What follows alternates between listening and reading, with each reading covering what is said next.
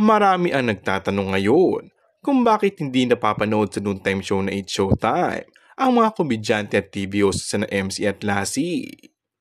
Ito nga ay matapos ang naging issue tungkol sa di umano'y pamamahiya ni Vice Ganda sa isang vlog nito kamakailan kung saan sinita niya ang pag-uugali ni MC.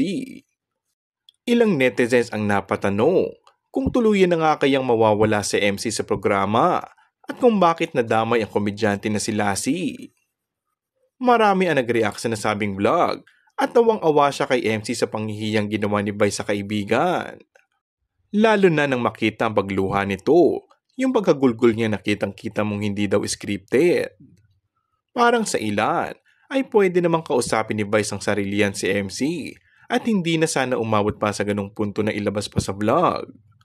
Ayon sa source, ay baka tuluyan na nga umalis si MC sa noontime show, maging sa comedy bar na si Vice Ganda mismo ang nagmamay-ari.